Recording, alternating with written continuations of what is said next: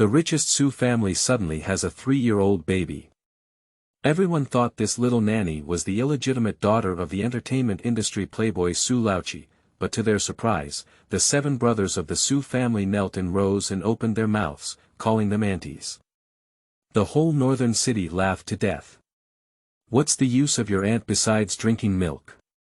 My aunt is better at embroidering flowers for me. Su Laoqi.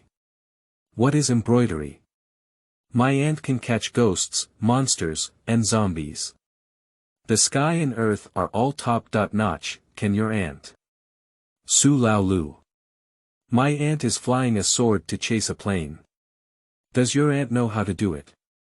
Su Laoqi. My aunt knows how to use the 13 needles from the ghost sect to treat illnesses. Does your aunt know how to do it? Su Laoqi. My aunt can figure skate and jump 5 times, can your aunt? Su Laosan. My aunt can play random 5 kills in the game. Does your aunt know how to do it? Su Laoqi.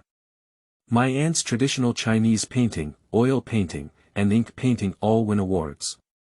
Does your aunt know how to do it? Boss Su. Can my aunt help my company earn 1 billion yuan a day? Can your aunt? Later on, the Su family's sister-in-law and grandmother grew up and quietly started dating their childhood sweethearts. The 7 sons of the Su family shouted angrily, "Stay away from my aunt." Keywords of the novel.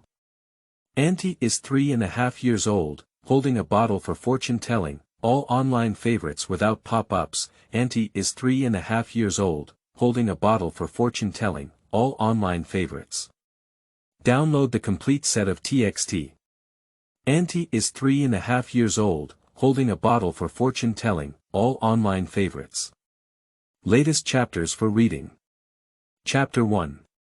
Sun Yat-sen, I am your aunt. You are listening at novelfull.audio. Chapter 1. Sun Yat-sen, I am your aunt. The Su family, the richest man in the Dragon Kingdom, is hosting Mr. Su's 60th birthday banquet, and the semi-open entrance of the Su family estate is very lively. The butler stood at the entrance with a group of bodyguards, rigorously verifying the invitation letters of the guests. It was July, and there was no air conditioning at the entrance, with a high volume of people and extremely hot. The butler drove away 2 people who wanted to sneak into the party and was wiping their sweat with a handkerchief when their pants were suddenly pulled. He lowered his head and realized that a little doll was standing at his feet at some point. The little doll tied a ball and was wearing a dirty Tang-style dress. My face is a bit dirty, and I have a pink diagonal cloth bag on my waist, which looks like I'm only 3 years old. She was asking in a delicate and soft voice, "Hello, is this Su Laoqi's house?" "Yes," the butler replied with a friendly smile, "Little friend, which family's child are you from? You need to walk with your parents, and you can't call our old man by his name. You need to call him Grandpa Su." The little nanny blinked and said, "You can't call him Grandpa, it's a mess. I'm his aunt Su Mian. Today is Su Laoqi's 60th birthday, and I came to celebrate his birthday for Baba, but I don't have an invitation. Can you help me announce it?"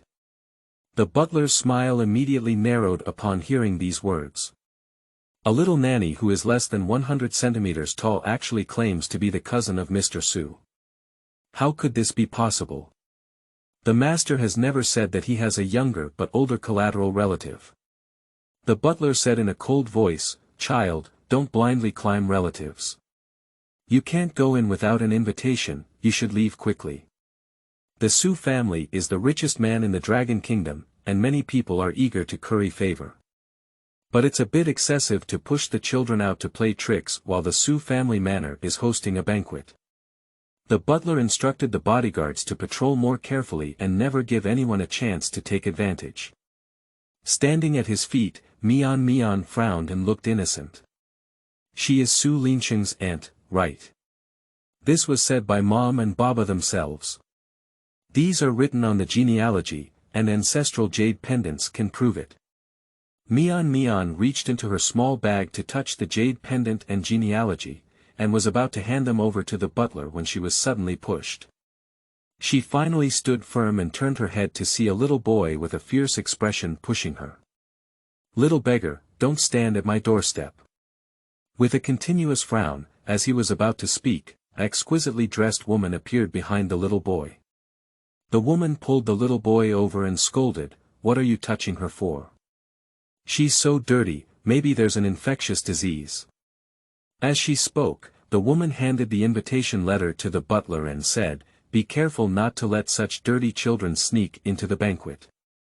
The butler glanced at the invitation letter and immediately mustered up 120,000 spirits. The woman standing in front of him is called Lin Mei.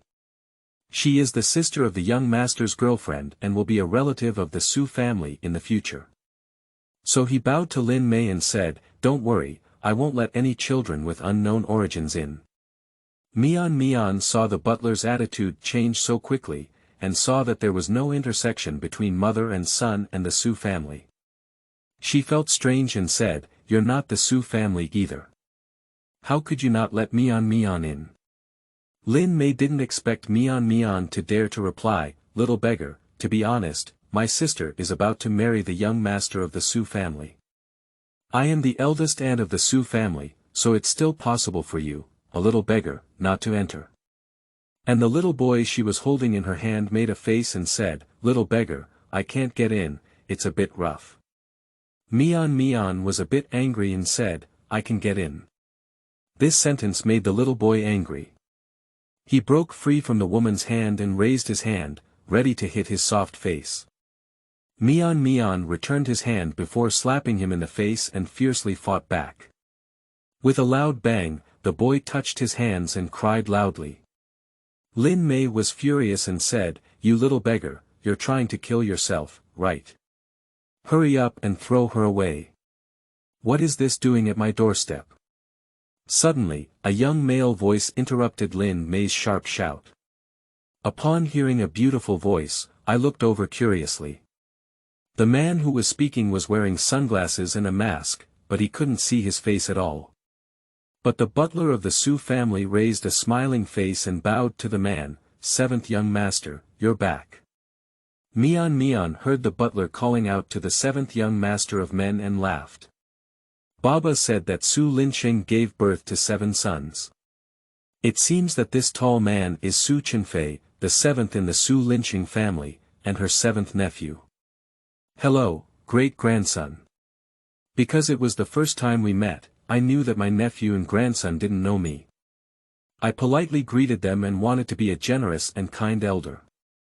Su Chenfei was shouted for a moment, then lowered his head to see a child standing at his feet. The child's face is a bit dirty, but it doesn't affect the delicacy and cuteness of her little face. And those big eyes with long eyelashes, dark and clear, full of a childlike innocence. Su Chenfei was a bit interested and took off his sunglasses and mask to reveal a delicate and overly masculine face. He raised his eyebrows and asked Mian, "What are you calling me?" "Grandnephew, you are Su Linqing, and I am your aunt-in-law." "I am here to celebrate your birthday with Baba," said Mian as she handed her family tree to her grandnephew. "Take a look, this is my family tree." Su Chenfei said speechlessly, "Ah, little one, are you crazy? Aunt Tang. This can be separated by several generations of relationships." Just as Su Chenfei was about to get up and ask the butler to check where the crazy child came from, he saw the child take out a jade pendant that he was very familiar with from his bag. That jade pendant is a precious item that his father kept in the safe, and it is said to be a symbol of the Su family. I also carved one piece for each of the 7 brothers based on the style of this jade pendant, but none of them liked to wear it. In addition, his father often talks to the family gods that if their great-uncle had not avoided the world with his great-aunt because of his invasion, this jade pendant could still invite him to help enlighten and ward off evil spirits. "There is a jade pendant," is what Xianachuan said true. But, no matter how cute little milk dumpling is, she can't really be his cousin. Is that too outrageous? Su Chenfei couldn't accept it at all. Mian confirmed that Su Chenfei saw the jade pendant and said in a milky voice, "Did you see it?" Mian is not crazy, you are Mian's grandson. After hearing these words, Lin Mei spoke in a senior tone that was very close to Su Qianfei. I said, Xiao Fei, it's common for such dirty children to have unclear minds. Don't be deceived. During the conversation, there was a strong sense of disgust towards Mian. What, Xiao Fei? Get away from me, I'm not familiar with you. Su Qianfei replied to Lin Mei in a bad tone. After replying, he said to Mian, don't care about her, Mian, right. You come with me to find my dad first, and I'll let him see if these things are real. Mian nodded. As long as she could enter, she could complete the task of Baba, and then go back to the mountain to find Baba's mother. She closed her small bag and happened to hear Lin Mei speak again. Xiao Fei, how did you talk? In terms of relationships, you still have to call me Auntie with your brother. At this moment, Su Qianfei had already stood up, with a look of disgust still on his face. What kind of aunt? I don't know how your sister Lin Ro confused my older brother. Anyway, Su Qianfei wouldn't recognize your relatives. His elder brother has been shrewd for a lifetime, and he really doesn't know how he got to a woman named Lin Ro. Today, he also announces his engagement to Lin Ro. That woman looks like a white lotus at first glance, and I don't know how Big Brother was confused. What's even more infuriating is that his parents said that it's good for his 30-year-old son to get married, regardless of the girl's identity or personality. If he wants to have a granddaughter in the future, I don't know if the second son is crazy about her. Is the little girl really so cute? Why do you insist on these sons getting married early to have a granddaughter if they can't give birth to 7 sons in a row? Su Qianfei criticized his parents' behavior and lowered his head to greet Mian as he walked inside, lifting his foot to avoid Lin Mei. Lin Mei saw Su Qianfei walking into the manor with Mian, and her face twisted in an instant. Why does Su Qianfei have such an attitude towards her? Just a third-rate celebrity in the entertainment industry.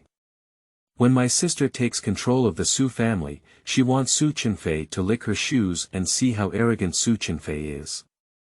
End of this chapter. Chapter 2.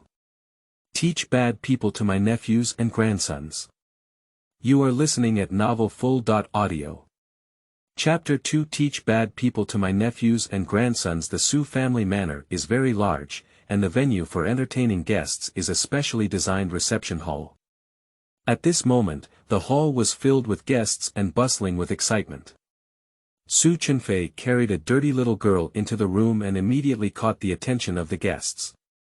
Who wouldn't know if Su Qianfei could directly teach the playboy bear a lesson in a public place like a banquet? Can you come back with the child now? Is this little girl his illegitimate daughter? After all, a few days ago, there was a video of Su Qianfei and a woman having a room in the entertainment industry, which was extremely explosive. It took a long time for the top search to be removed. The woman who broke the news also said she was pregnant. After causing so much trouble, still saying on Weibo that I don't want to step out of the circle and switch to them, how could I have such a face and still be an actor? Thinking so in their hearts, the guests dared not speak up and still greeted Su Qianfei with a smile. Oh, isn't this the 7th young master? It's been a long time since I last saw him, and he's getting more and more handsome. 7 Xiao, last time your movie was released, I also supported 10 tickets. Qi Xiao, did your daughter fall? Get out of the way. Su Qianfei was never impatient with socializing and frowned before asking the servant who came over to serve him, "Where's my dad? Take me to find him quickly." The servant lowered his head and said, "7th young master, come with me." Su Qianfei walked away with his arms in his arms, and the guests exchanged glances, becoming more and more certain of their speculations. They gathered together and whispered, Su Qianfei really considers himself a person. Without the Su family, he would have been wandering on the streets long ago. Yes, it's just a good pregnancy. If I were him, I wouldn't dare bring my illegitimate daughter back. It's embarrassing. As I listened to these people discussing my 7 nephews and grandsons, my little mouth suddenly pouted. Why do these humans at the foot of the mountain like to engage in verbal abuse so much? It's not right to talk behind the scenes about people. Mian wants to teach bad people a lesson for his nephews and grandchildren. She drew a few strokes with her small hand in the void, drew the export trade spell, and blew lightly with her small mouth. Several invisible talismans flew towards those who were discussing vigorously. The charm is only effective against villains who like to talk behind their backs. Not long after, the most discussed one, with a gathering of evil energy between his eyebrows. He himself didn't know yet, but when he turned around to grab the wine from the table, he suddenly fell flat on the ground. He stood up and realized that his 2 front teeth had been knocked off, causing him to hold on to a mouthful of blood and scream uncontrollably. Seeing how quickly the little man talisman came into effect, he covered his mouth and chuckled softly, then leaned in Su Chenfei's ear and said softly, "Grandnephew, my aunt has helped you punish those bad guys who speak recklessly." After speaking, she looked at Su Chenfei with big, sparkling eyes, and her little chin lifted up with pride. Su Chenfei was so adorable by the small milk ball in his arms that his heart was pounding uncontrollably. Even the phrase, "grandma," could be ignored in an instant. The 2 nephews at home are at an age that even dogs dislike. How could there be a soft and cute girl who speaks with a cute voice? Therefore, he didn't take Mian's punishment seriously at all, just nodded and said, "That's great of you." Mian received praise and laughed even happier. Mian was already great. At this moment, Su Chenfei had already seen his own father. As today's birthday star, Mr. Su is wearing a red tang suit and chatting with friends. "Dad, I'm back." Mr. Su smiled as he saw Su Chenfei and said, "Has Xiaofei come back?" Su Chenfei nodded and said rudely, "I have something to discuss with my dad, uncles. I'll temporarily borrow my dad." After speaking, he reached out and pulled his father towards the banquet hall. As soon as I walked into the inner hall, I heard a scolding voice. "Are you stupid or not, you? Just bringing my daughter home during my birthday banquet, do you want to make headlines for a few more days?" After finishing one sentence, the next sentence followed. "Your brother spent tens of millions a few days ago to suppress your hot search and control reviews. You're so lucky. When you come back with this girl doll, your big brother's hard work money is in vain." After saying that his son was unreliable, Mr. Su stared at Mian. Just now he saw Su Chenfei holding a little girl, but it was difficult to speak in front of his old friends, so he followed Su Chenfei to the inner hall. Not to mention, she is truly the child of the Lao Su family. This little girl has a handsome appearance, and her small nose and eyes look very familiar. When Mr. Su looked at Mian also tilted her little head and looked at her eldest nephew. Why has my childhood nephew become so thin now, despite being chubby in the photo? As the old and young looked at each other, Su Chenfei carefully considered his language and wanted to stand Mian on the ground. However, he felt that it was not easy to talk to Mian, so he decided to put Mian on the table and let her stand well. "What are you doing? A child sitting so high would fall." Mr. Su quickly reached out and protected Mian beside him. Mr. Su and Mrs. Su have always had children when they were young, just wanting a thoughtful little cotton jacket.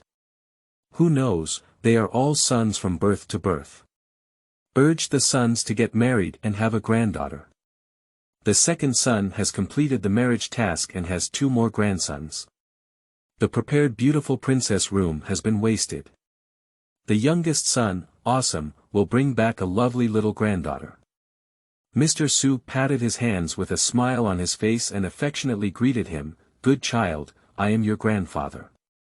Call me Grandpa, and Grandpa will give you a welcome gift." Mian frowned and pouted, No, you're not my grandfather. I'm your Mian aunt." Mr. Su was taken aback and kicked Su Chenfei, saying, "Look at you. Before you finish reading your book, you insist on going into the entertainment industry." What have you taught your child? Su Chenfei touched his nose and was about to speak when Mian took the lead in saying, "Big nephew, you can't hit your grandchildren. Mian likes her grandchildren. Also, isn't it that you don't eat well, big nephew? That's why you've lost weight, or did you look chubby and good-looking when you were 3 years old wearing a belly bag?" When Mr. Su heard that he was wearing a belly bag when he was 3 years old, he thought of the first family photo since the founding of the country. At that time, his great-grandfather was still alive and his family lived together for 4 generations, very happy. But at this moment, Mr. Su did not think of the little girl as his own relative. After all, it was too outrageous. So he continued to reprimand Su Chenfei, "Why do you tell your daughter everything? You're so old that you don't have a professional, and you're still joking with your daughter." Su Chenfei exclaimed, "Dad, heaven and earth have a good conscience. I didn't mess with women. I'm still a child now. I met this child at the door, holding a jade pendant like yours and saying it's your aunt, so I brought him in." Upon hearing the jade pendant, Mr. Su immediately looked at Mian. Mian had already taken out everything, including the family tree, the letter given by Baba, and the jade pendant engraved with the word Su. She handed it to Mr. Su one by one and said, "Big nephew, take a look, Mian is really your aunt." Mr. Su first took the jade pendant and carefully examined it. He was mischievous when he was a child and once smashed a crack on Uncle Zheng's jade pendant. There was indeed a crack across the Su character in the jade pendant in his hand. The position was exactly the same. This means that what the little girl in front of her is saying is true. Mr. Su couldn't help but calculate his younger uncle's current age. Uncle Gong was once favored by the daughter of the head of the Jiang family in the Xianmen family, and became the son-in-law of the Jiang family at the age of 20. And when he was 7 years old, how could it be said that his younger uncle is also 73 years old this year? How could he have such a young daughter? Is it adoption? That should also be adopted as a granddaughter.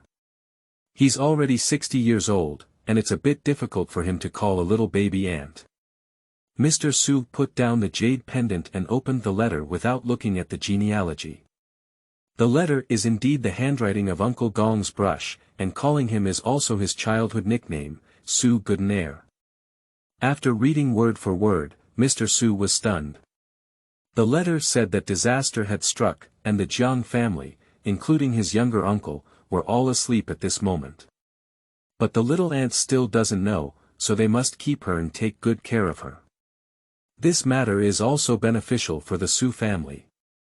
When the Su family was extremely prosperous, their luck was skyrocketing and they were already targeted by some evil people, which could lead to disaster. Auntie can help them get through the crisis.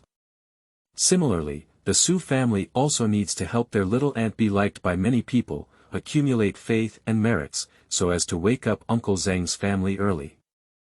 Mr. Su looked at his dirty little face and a pair of innocent little milk balls with big eyes, and felt a little heartbroken. The little aunt didn't know that her immediate family was all asleep and had to do so much to wake up. Got it, you must cry, right? Even if it doesn't benefit the Su family, he is willing to take care of his aunt. End of this chapter. Chapter 3. Bracelets in the Black Air. You are listening at novelfull.audio. Chapter 3. Bracelets in the Black Air. Tears welled up in Mr. Su's eyes. He picked up the letter, put away his precious item, and stood up from the chair to tidy up his clothes. After confirming that there was nothing inappropriate, the old man respectfully bowed to the small milk ball on the table and said, Mian auntie, the eldest nephew is here to greet you. Mian smiled and reached into her small cloth bag, taking out 2 yellow beards with a faint glow and handing them to Mr. Su. You're good, nephew. These are Mian's birthday gifts and meeting gifts for you. Mr. Su bent his back and reached out with both hands to receive the gift, showing respect. Feeling ginseng, I suddenly felt a mental shock and asked, Auntie, is this? It's Grandpa Shen's beard. He heard Mian said that he would go back to his hometown to celebrate his 60-year-old nephew's birthday.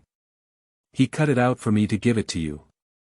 After answering his nephew's question, his gaze fell on his wrist. Just now she noticed that the round bead bracelet on her eldest nephew's hand was emitting a black aura. Big nephew, this bracelet can't be worn anymore. Mr. Su was very nervous and took off his bracelet, saying, Auntie, what did you see? This bracelet was given to their eldest son by his girlfriend Lin Ro. It is said that it was a consecrated Buddha bead personally gifted by the abbot of Fahua Temple when they knelt down the steps one by one. Only by trusting his eldest son's gaze towards his girlfriend can Mr. Su continue to wear it. Mian said seriously, this chain has resentment. It's made of human bones. My eldest nephew has panda eyes. Can't he sleep well at night? It's just because he's wearing this Buddha bead bracelet. Mr. Su felt a chill when he heard human bones. Does the eldest son's girlfriend know? He had already taken off his bracelet and said, okay, I won't wear it either. Your niece and daughter-in-law won't wear it either. Mian reached out and said, give it to me, big nephew. It's not good to keep this thing with you. Mr. Su handed the string to Mian. Gently put it into my small bag and put it away. Su Chunfei listened to the conversation between the elderly and the young, and was lost in thought. What resentment? A string of bracelets can reveal resentment. Why is such a young child so superstitious? Just as he was thinking about it, his legs suddenly got kicked and he said, what's wrong with you? I've already saluted your aunt, but why don't you kneel down and kowtow to your aunt? Su Chunfei's face twisted when he was kicked, $, $, forget it, his father can't scold him. It's really impossible for a 20-year-old boy to kowtow to a milk doll and change his voice to call his aunt. Mr. Su knew what his youngest son was thinking and reached out to press his head, forcing him to kowtow and saying, if I ask you to kowtow, kowtow. Hurry up and change your tune, otherwise my family won't be able to serve you. Su Chunfei was being held down by his father, and when he heard his father mention the family tradition, he looked up and didn't look embarrassed. He shouted softly, hello grandma, young Su Chunfei, hello to you. Mian doesn't care if her grandchildren voluntarily kowtow or are forced to kowtow. She also kowtowed to her mother's elders when she was a child, and now someone finally kowtowed to her. My dear nephew and grandson, I'll also give you a welcome gift. Xiao Rushu took out a ginseng beard from his small bag and handed it to Su Chunfei. Su Chunfei raised his hands above his head and caught it, casually pinching the ginseng beard in his hand, treating it like a wild grass on the roadside. Mr. Su thought of what he had just heard about Grandpa Shen's beard and knew that it was a good thing. Seeing Su Chunfei playing like this, he was in excruciating pain and slapped him on the top of his head, shouting, you useless little boy, give me your things and call the servants over. After finishing speaking, he gently said to Mian, Auntie, you're a bit dirty. I'll have the servant take you to take a shower and change clothes, okay?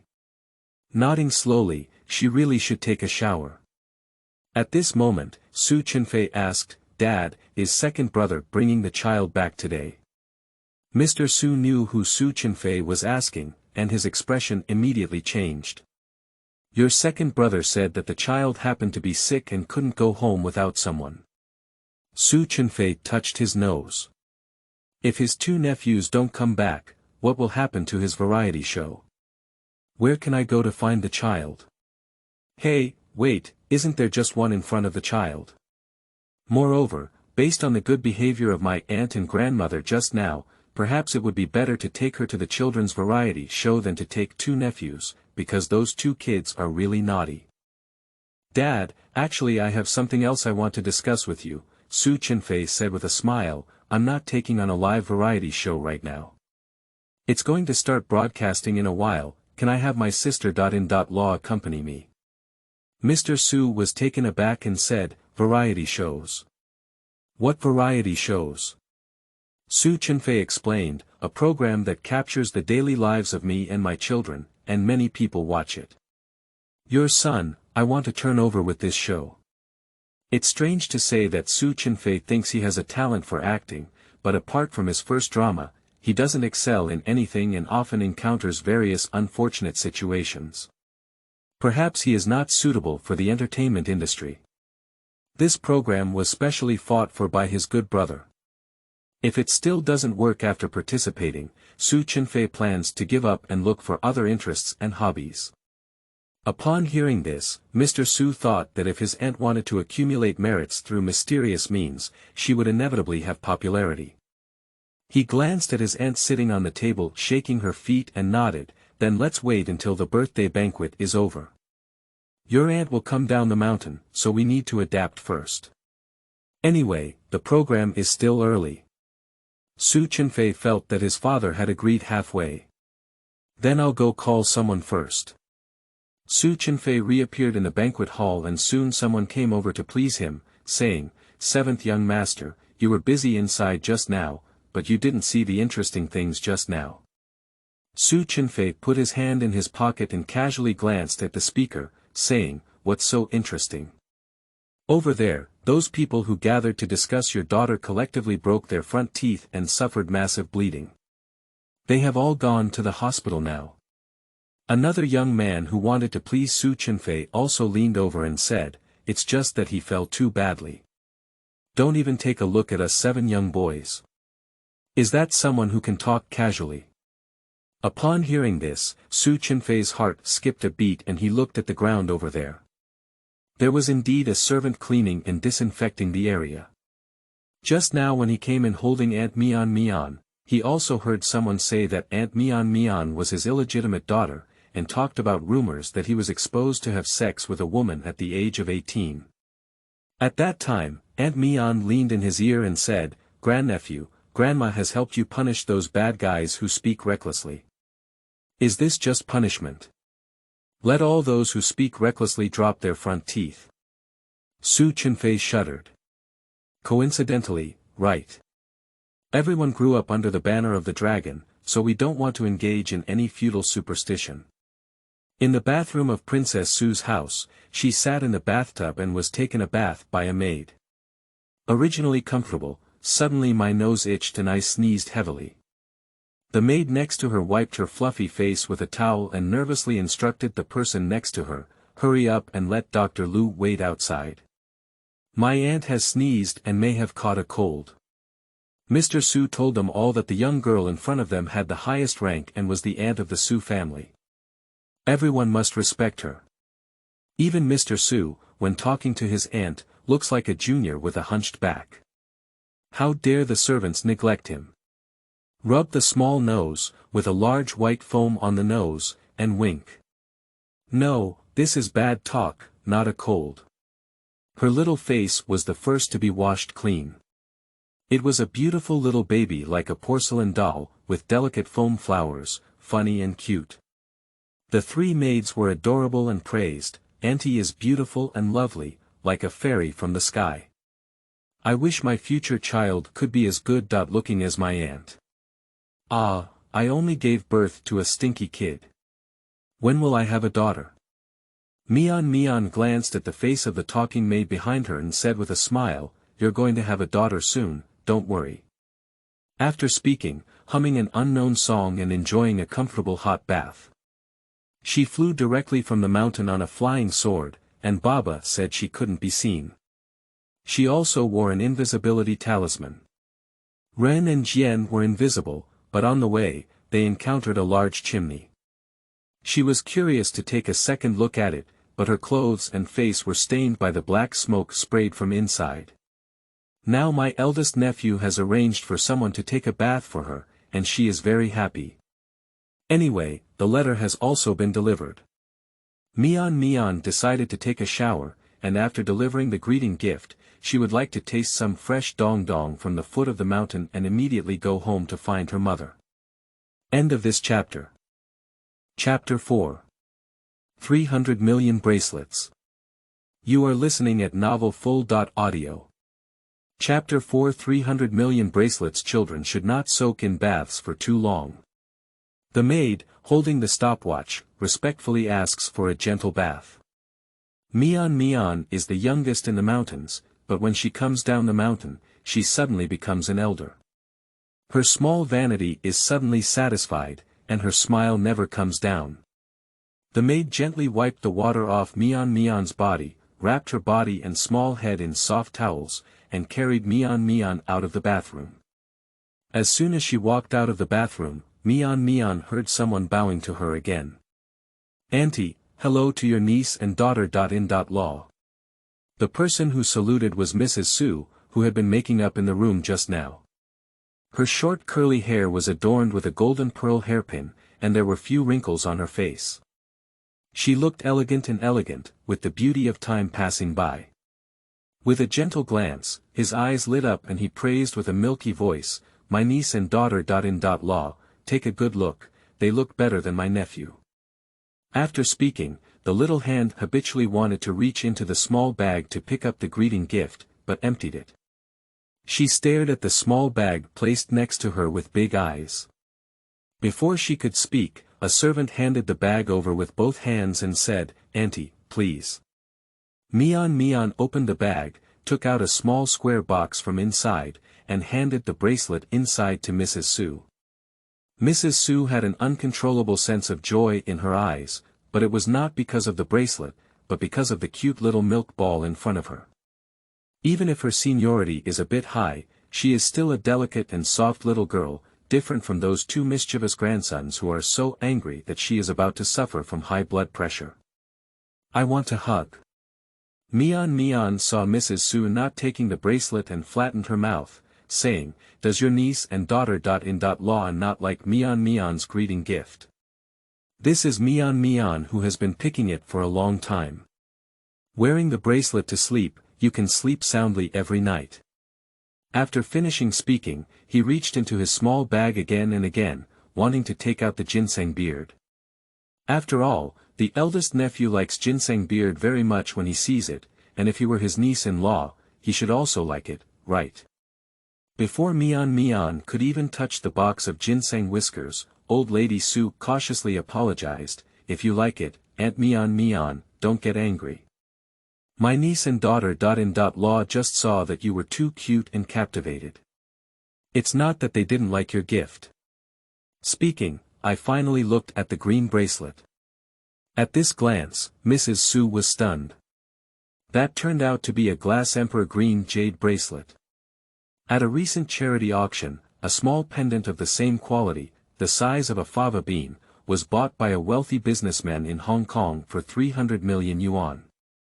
Being able to bid such a sky-high price is not only because no one wants to be underestimated at the auction, but also because this kind of jade is rare in 1,000 years. Mrs. Su was also tempted at the time and thought of a small ornament. In modern society, there is not much place to hang clothes, so she gave up. Unexpectedly, now the old man's wet nurse aunt is boldly offering her such jade.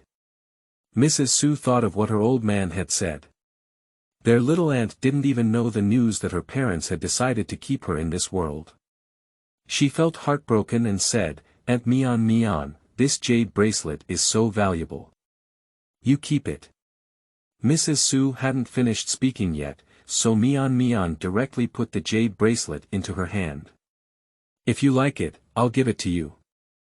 Mian has a lot more at home." Mrs. Su was startled by little milk ball's unintentional display of wealth, afraid that the jade bracelet would fall to the ground and could only continue. "My aunt is still young now, so she will keep the jade bracelet and put it in the safe. In the future, she can make a dowry for my aunt." Mian saw her niece and daughter. Law pick up the bracelet and put it on, and then she smiled happily.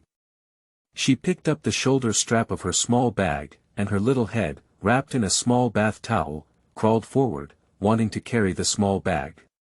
The servant saw it and gently reminded, "Auntie, this backpack hasn't been washed yet. Don't carry it yet." Mian blinked and said, "But Mian is used to carrying a small bag."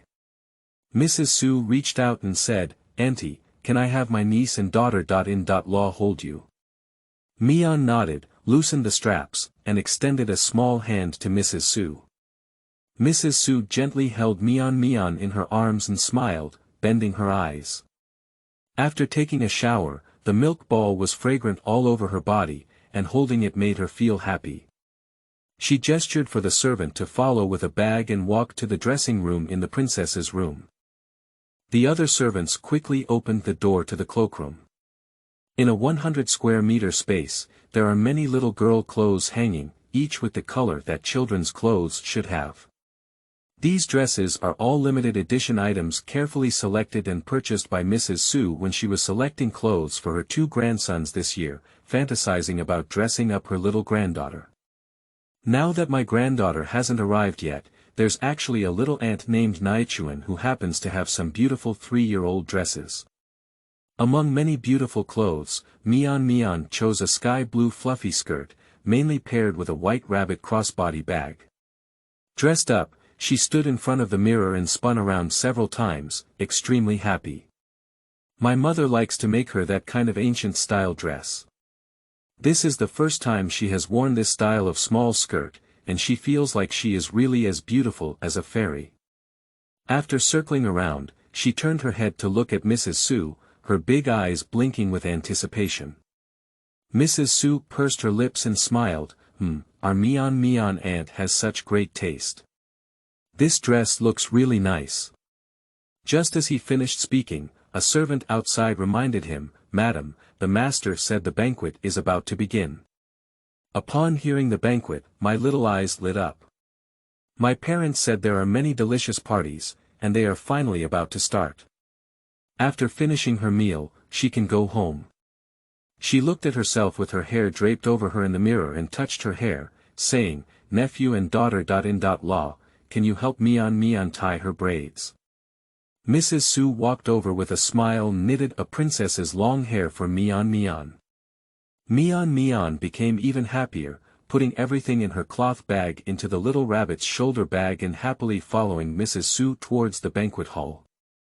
In order to facilitate the host's announcement of events, the Su family's banquet hall has been specially designed with 2 floors, with a platform that is much higher than the first floor. At this moment, Mian was held by Mrs. Su and stood on the platform. Mian's aunt, the tallest one over there, is your great-nephew Su Qinjin. He has been fond of money since childhood, so he is now taking care of the Su family's business. Mrs. Su happily introduced Mian, holding her in her arms.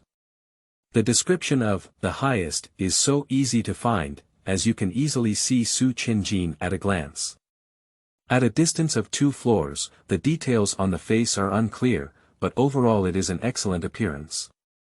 She wanted to call her great-nephew, but was afraid that her voice would be too loud and not conform to her status as a lady, so she asked her niece and daughter.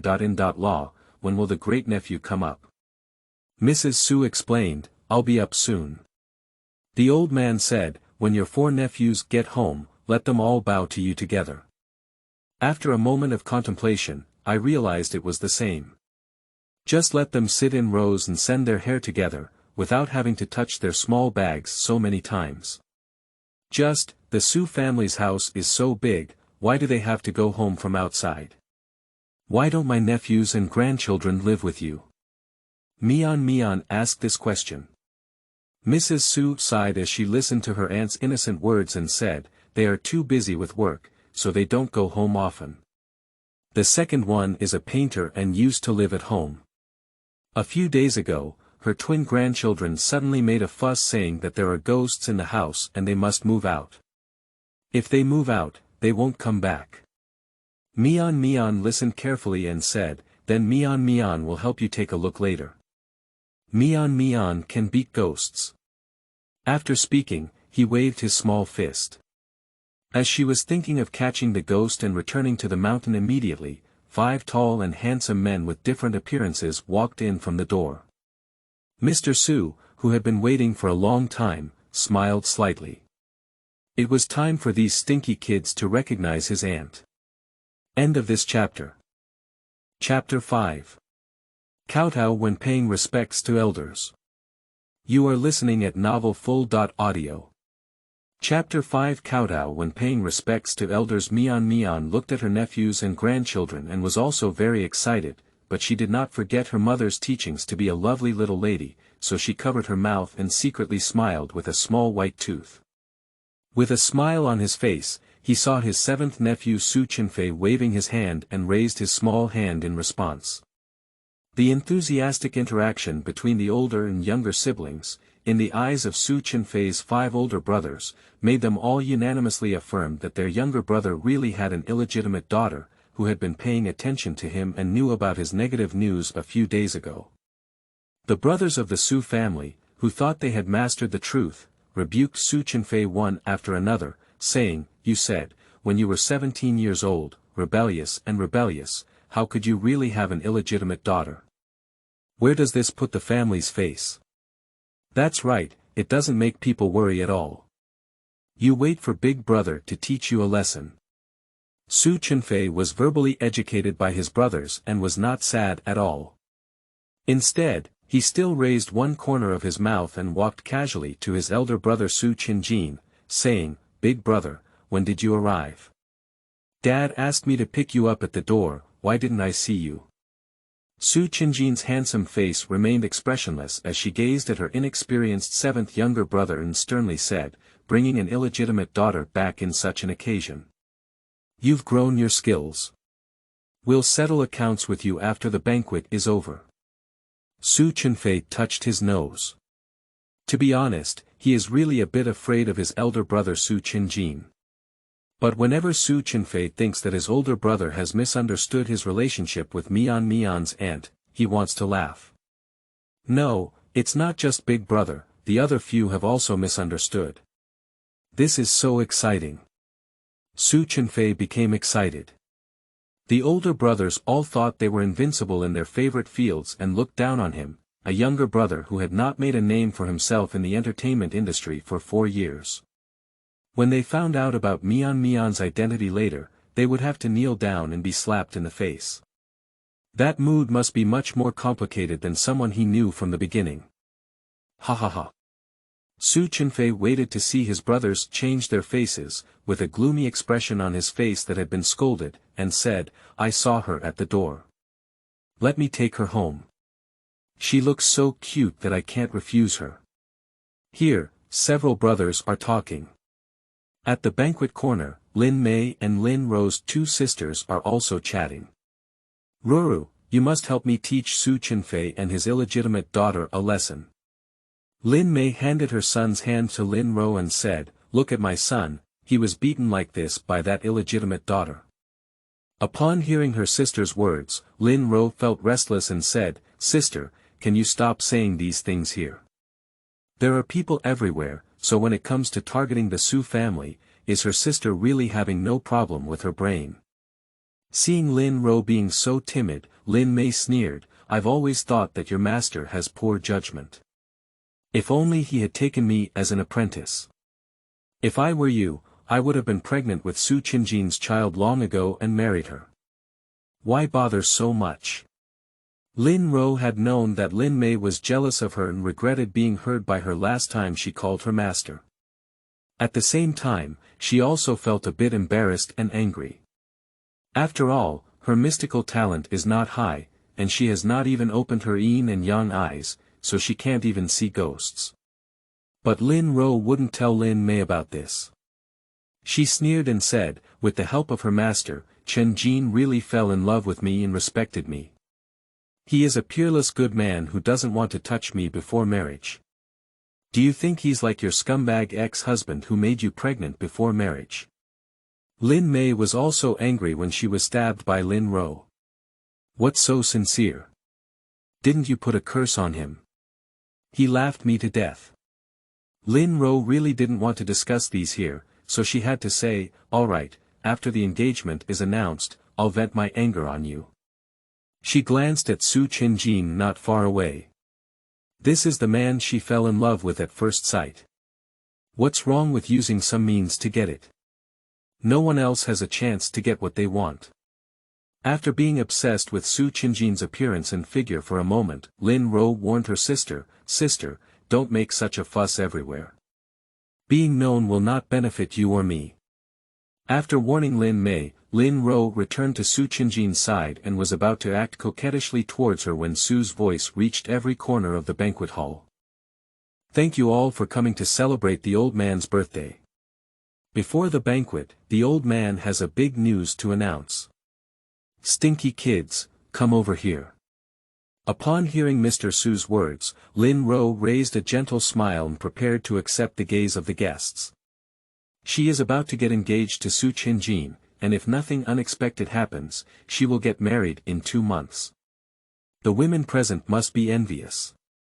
My wife is holding it, it belongs to our family. As Mr. Su continued to speak, Lin Ro frowned. What's going on? Why didn't she announce her engagement to Su Qinjin as soon as possible? Lin Mei also noticed something was wrong and interrupted angrily, Mr. Su, today is your birthday. You should announce something joyful, but don't announce anything that would embarrass the Su family. Mr. Su's words were interrupted and he looked at Lin Mei displeased. Are you?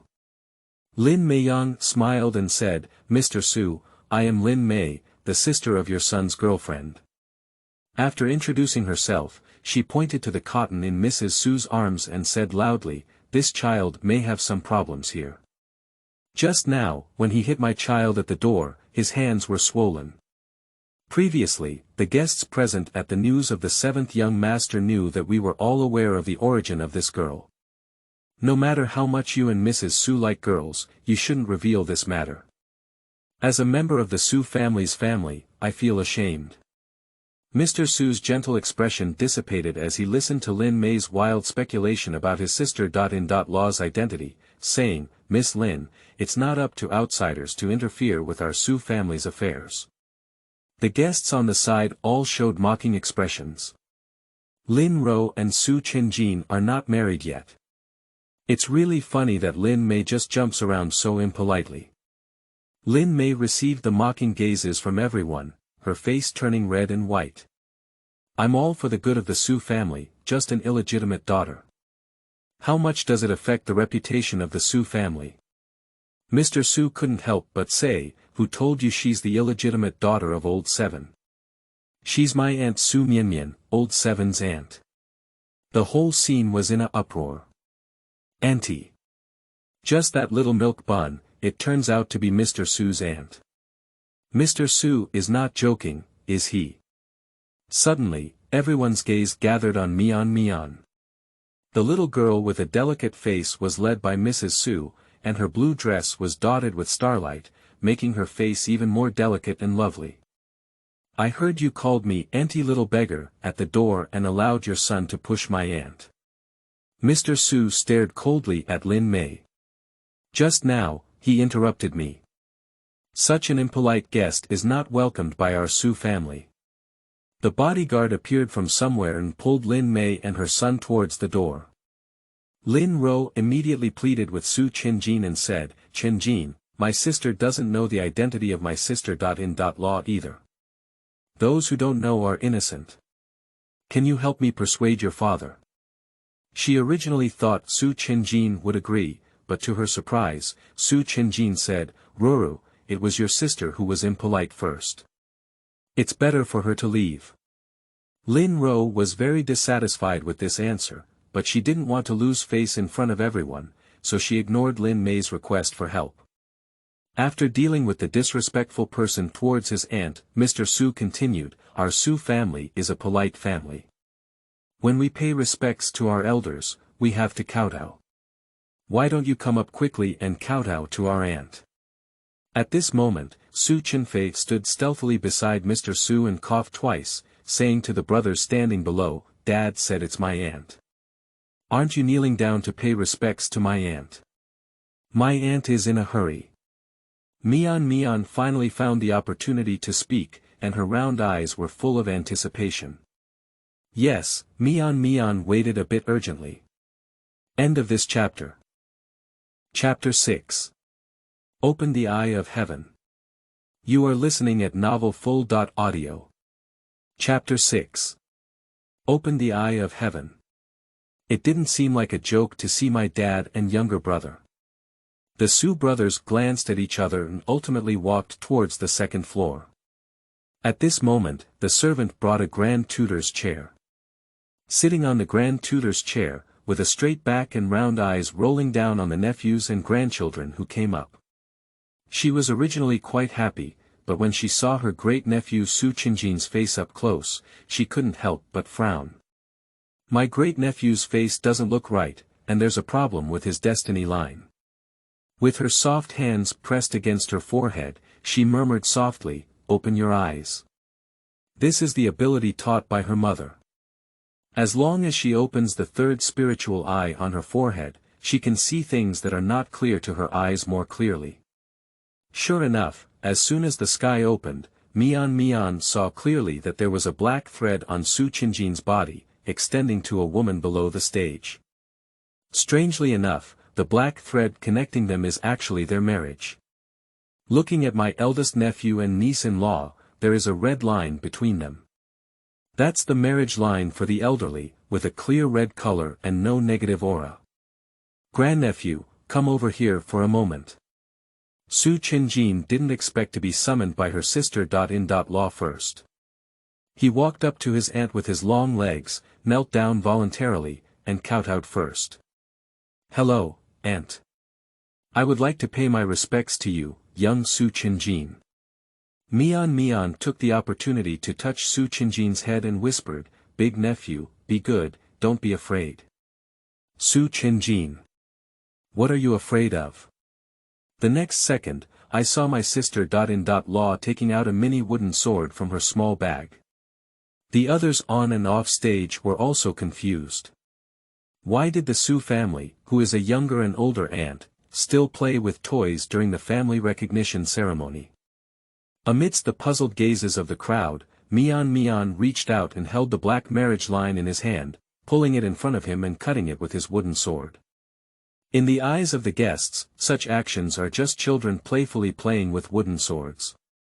After all, who would have thought that a 3-year-old girl would have the ability to ward off evil spirits? Lin Ro is the same, just thinking it's just a mischievous child. After confirming that the black line had broken, Mian reached out her small hand and touched Su Qinjin's head, saying, "Good, great nephew, Mian helped you remove the bad thing." Then hand Su Qinjin a ginseng beard. Su Qinjin knelt on the ground with a furrowed brow. When the peachwood sword was swung down, he felt his body suddenly relax a lot. Now, I am having a headache due to the strange memories that have emerged in my mind. What's going on? Why did he make Lin Ro his girlfriend? After all, Su Qinjin is the current leader of the Su family group, and even if he feels that things are not right, there is no big fuss. He quickly adjusted his mindset and said, "Thank you for the gift from my aunt."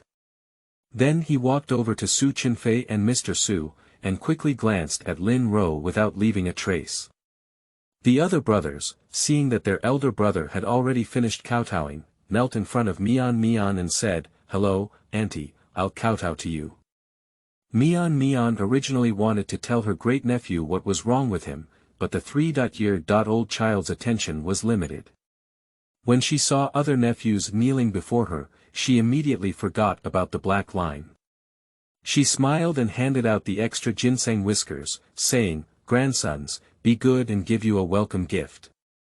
These big men who finished kowtowing were all stunned for a moment, completely unaware that they could still get gifts from their sister-in-law. But given by their elders, they couldn't refuse. They respectfully walked forward and received a piece of grass from their sister-in-law's tender little hand. "Thank you, Grandma." Mr. Su beside him didn't care what his sons were thinking. He, who was already prepared, took the beards from his son's hands one by one and collected them in a brocade box, saying, "Let me help you keep this.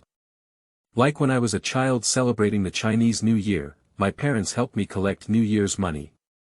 So, a few young boys from the Su family had not finished studying their aunt's gift, and their things in their hands were empty. Let's make a joke out of it. My aunt is from a younger generation, so I don't want her to be properly named. I'm afraid some people who don't have eyes will still bully her. Mr. Su finished collecting his ginseng beard and waved his hand. It's almost time. Thank you all for coming to the old man's birthday banquet. Let's have a feast. The banquet of the richest man Su's family is such a good thing, just eat the banquet whenever you need it. I won't put everyone's gifts on the surface, making everyone feel uncomfortable. So a group of people who were friendly with the Su family congratulated Mr. Su on his double happiness. There's no one who doesn't have long eyes, go ask where Mian comes from. The seats are all open, so it's natural to arrange positions according to seniority. Mian has the largest generation, and she is the only one present with such a large generation. Therefore, her position was arranged among a group of grandparents, sitting in the main seat. But the main position is a bit strange. Why do you still get people stuck in the chair? The little country bumpkin who had just come down the mountain was endless. How could they know that they were sitting in a children's chair? I twisted my little butt and felt very uncomfortable. She was surrounded by old men and women of the same generation as Mr. Su, who laughed without seeing their teeth or eyes, and followed Mr. Su to call her aunt. Mian Gui politely waved with his little hand, nodded slightly, and responded with a particularly elder-like tone, okay, be good, be good. Then habitually obediently wait for someone to say dinner. Wait and go, no one moved chopsticks, everyone stared at her. Mian finally remembered that the person with the highest seniority should start with chopsticks before others can start eating. Who has the highest seniority on the table now? Of course it's continuous. Thinking of this, she reached out to the red chopsticks on the table and picked up the closest dish to her. With her little hand, she learned from the elders at home, use it all, use it all. Mrs. Su pursed her lips and smiled, almost being adorable by the senior baby sitting in the children's chair. As soon as you hear this deliberate imitation of an adult's voice, you can tell that my aunt has played every game at home. She glanced at the maid next to her, who understood and took the public chopsticks to help with the soft cloth and vegetables. Mian was starving, and although she wanted to do it herself, the elderly chair at the foot of the mountain was tightly stuck to her small body, making it difficult for her to reach out. So I could only accept the maid's feeding, one bite after another. Mrs. Su was worried about Mian and also helped to pick up the vegetables. Other guests also found it strange that no one moved their chopsticks for a while. In terms of their seniority, there are no children on the table at all.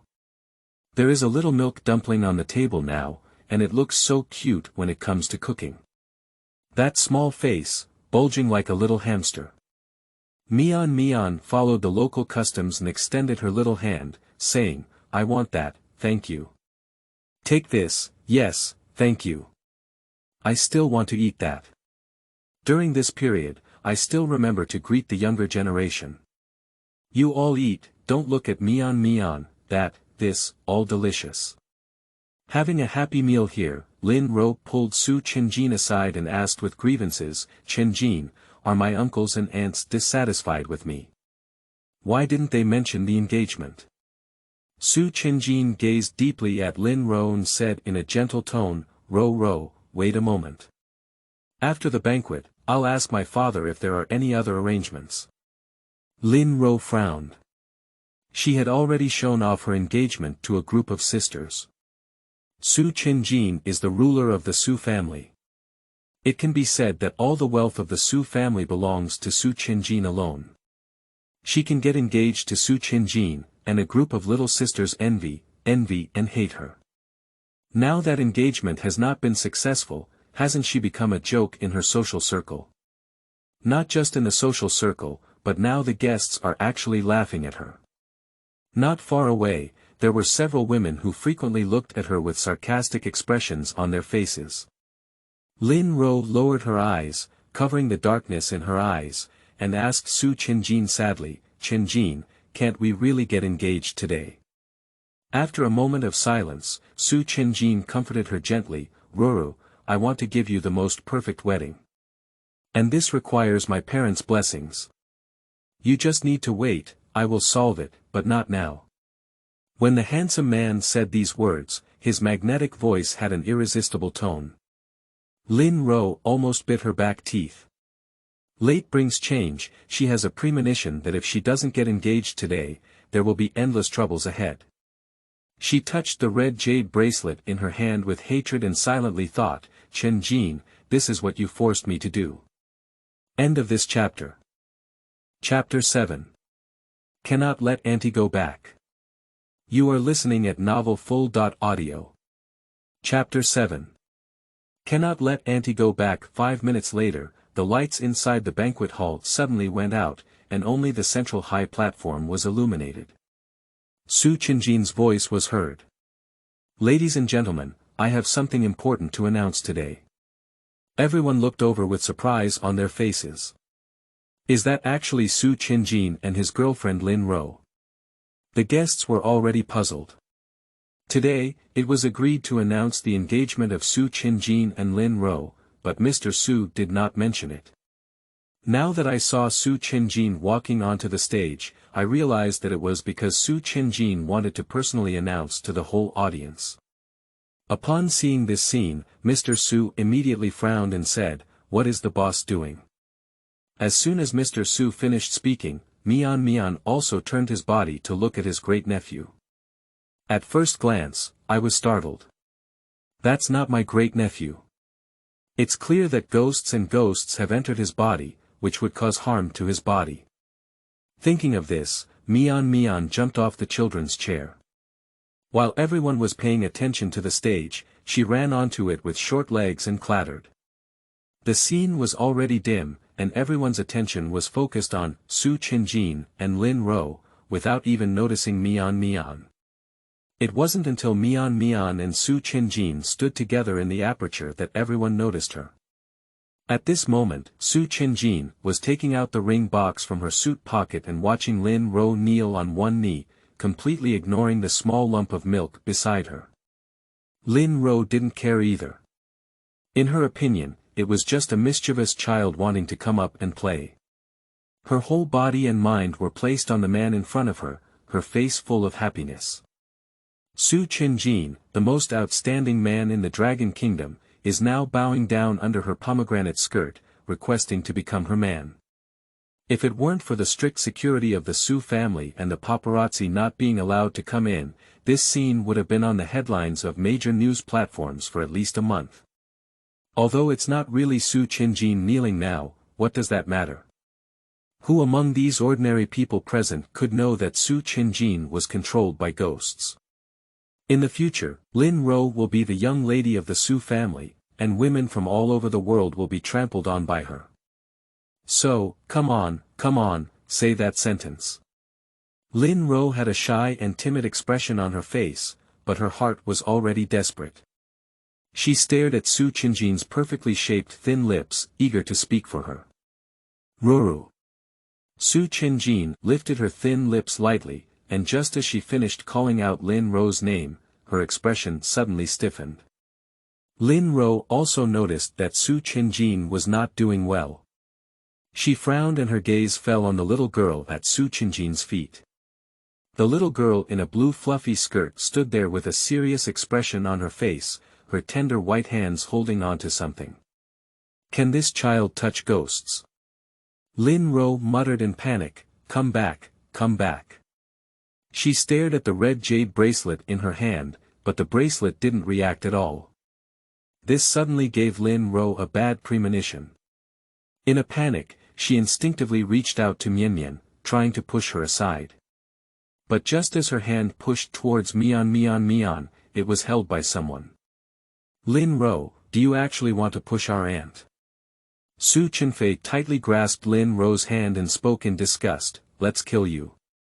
The Su family has nothing else, just to protect their short lives. Not only Su Qinfei was present, but the other brothers of the Su family also gathered around Lin Ro. Surrounded by people with such disgust on their faces, Lin Ro felt panicked and said, what are you talking about? I just want to bring her over, not to. So many people are watching, how dare you still want to argue? There are surveillance cameras in the banquet hall, should I show you now? Su Qinfei was not polite at all. Lin Ro's face turned pale in an instant, and she cast her hopeful gaze on Su Qinjin, still holding a glimmer of hope in her heart. What if Su Mian is just a mischievous child? But reality gave Lin Ro a hard slap. As her long short legs receded, Su Qinjin's eyes gradually became clear. He looked at Lin Ro with disgust, as if looking at the scum on the ground. At this moment, Lin Ro knew it was over, everything was over. Unable to withstand the blow of shattered dreams, she rolled her eyes and fainted to the ground. Pulling out the evil spirit from his great-nephew's body, Mian was very happy. This is still her first time seeing a real ghost. When studying on the mountain, I always see fake ghosts through the illusions set by my mother. Because he was so happy, he looked up at the ghost in his hand with a black aura and curiously asked, "Why did you run into my great-nephew's body?" The evil ghost was grabbed by the rolling little chubby hands and dared not move at all. Originally, ghosts and other things were nothing, and ordinary people couldn't touch or see them. Evil ghosts have the ability to appear in front of ordinary people, but once they reach that level, it means they want to kill. And there are even fewer people who can encounter ghosts, usually transcending the yin and yang realms and developing towards the direction of divine and yin differences. But even if it's the yin difference catching ghosts, it still requires the use of a soul summoning chain. Who the hell is this child? The evil ghost was a bit hesitant and spoke up, "This woman let me enter his body. Little fairy, spare my life. I was forced to do these things. This woman also has a master who gave me to her specifically for doing bad things. The bracelet in her hand is a magical tool that can control me. I was originally a good ghost and had never killed anyone. I told her everything, little fairy spare my life, spare my life." The evil ghost keeps begging for mercy. I furrowed my little eyebrows and glanced at Lin Ro, then at the red jade bracelet on her hand. "Little fairy, can you let go? It hurts too much when you grab me." "Oh, it really hurts." The evil ghost hesitated when he saw Mian's face, his eyes rolled, and he continued to pretend to be aggrieved. Mian looked at the ghost in his hand with a crying expression, feeling a bit pitiful. If what the ghost said is true, then the bad guys are the master and this woman. She shouldn't harm the ghost. Just as he was about to let go, the voice of his great-nephew came to his ear. "Auntie, don't let go of him." Looking at Su Qinjin in confusion, he asked, "Grandnephew, can you see ghosts?" Su Qinjin looked at the little milk ball that had saved her once again with a gentle gaze and said, "I couldn't see it before, but now I can see it." "Auntie, can you lock him up?" Don't lock me up." The evil ghost saw Mian wanting to listen to Su Qinjin and quickly continued to beg for mercy. Mian thought of what his mother had said before going down the mountain. He nodded softly and said, "Okay, I'll listen to my great-nephew and lock up the ghosts." Mian Chong gave Su Qinjin a sweet smile and didn't give the ghost a chance to continue talking. He kneaded the ghost into a ball with his small hands like dough. Evil spirits need to be placed in a container. After a moment of contemplation, he took out the string of Buddhist bead bracelets from his small bag, stuffed the evil spirit inside, and trapped it inside with a spell. Su Qinjin watched the entire journey of the evil ghost in Mian Tuan Bar, feeling his strength restored, and stood up to face the guests. "Sorry, I made everyone laugh. My aunt is young and just looking here for fun, standing by my side." But Lin Ro felt disturbed and wanted to push her, which was something I didn't expect. "I, Su Qinjin, have a bad taste. Lin Ro's character is not suitable to be my wife, which has taken up everyone's time. Please continue eating." Lin Ro, who had fainted, didn't know that she had already been sentenced to death by Su Qinjin. The guests present all saw the scene of Lin Ro extending her hand towards Mian, and naturally no one spoke to Lin Ro. As for the Su family's sister-in-law and grandmother next to Su Qinjin, they were too young to see their movements clearly, and the guests only treated them as mischievous children. The bodyguard of the Su family escorted Lin Ro to the outside of the Su family estate. Lin Mei, who had been waiting for a long time, was extremely surprised to see Lin Ro unconscious and sent out. "What's going on? What's wrong with my sister? Where's Su Qinjin?" The bodyguard just snorted coldly and did not answer Lin Mei's question. In no time, the banquet came to an end. The venue was cleaned by servants, and the Su family left the banquet hall and sat on the sofa in the villa living room. Watching the guests leave and catch the ghosts, Mian obediently and politely said, "Big nephew, Mian has already completed her father's task. Let's go back now." After Mian finished speaking, Mr. Su's face suddenly changed. "The letter said that I can't let my aunt go back." End of this chapter. Chapter 8. Crying Like a Little Rabbit. You are listening at novelfull.audio. Chapter 8. Crying Like a Little Rabbit. Mr. Su coughed twice. "Auntie, didn't you promise to help your two great-nephews catch ghosts?" he said while winking at Mrs. Su and her sons. The 6 brothers were unaware of the details of the letter, and upon seeing Mr. Su's behavior, they naturally followed suit. "Yeah, Grandma. Those 2 stinky kids were scared and cried loudly. They didn't even come back to the party today. If you go back, they won't dare to go home in the future." Mian tilted her head and said, "Then I'll see where the ghosts are now, catch them, and then go home." As she spoke, she got up from the sofa and took out a mini disc from her small bag.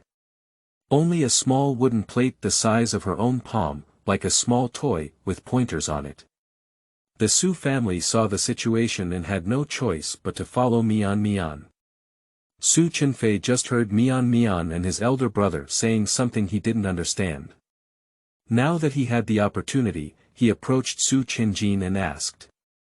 "There's nothing to hide from his family," Su Qinjin whispered out what he knew. Firstly, when he fell in love with Lin Ro, it was Lin Ro who used some supernatural means against him. Secondly, there was a master behind Lin Ro who sent him a ghost. Just now, he wanted to propose, but the ghost had possessed him.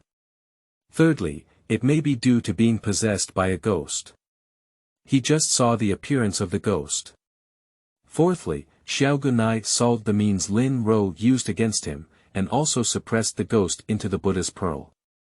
After Su Qinjin finished speaking, Mr. Su also followed the content of the letter. Su Qinfei, who has always believed in science, was completely dumbfounded. If his brother is not crazy, then there are really ghosts in this world. And the little sister law in front of her holding a small disc, with small arms and legs, is a skilled expert who can turn the ghost ball into a ball and stuff it into a Buddhist bead bracelet. Su Qinfei thought of the people in the banquet hall who had lost their front teeth and had unclean mouths. For a moment, the figure of the small milk ball in front stood eerily tall. Mian didn't even know that she was being worshipped by her 7 nephews. She held a small compass and walked around several rooms, but the compass remained motionless and she couldn't help but yawn heavily. "I'm so tired." The speed of little Milk Tuanzi's short legs flipping slowed down, and her little head also bit by bit. Mrs. Su was the first to notice something was wrong, took 2 quick steps, squatted down, and hugged Mian. With support behind her, she turned her head and saw her gentle niece and daughter-in-law whom she had just met. She bent her lips and wanted to smile, but was unable to resist the call of the sleeping bug. She closed her eyes and fell asleep. Mrs. Su caught the small disc that she couldn't grasp, put it in her small bag, and then turned around to hiss, indicating that the family was quiet. The beds in the bedroom are all made of the softest baby fabric, lying in the middle with a cute little face that turned red in no time. "Ah, hiding it is not a problem," Mrs. Su sighed. The whole family fell silent. It's not a big deal to keep it hidden, and it's not a big deal to tell the truth. The letter said that my aunt and grandmother came here alone.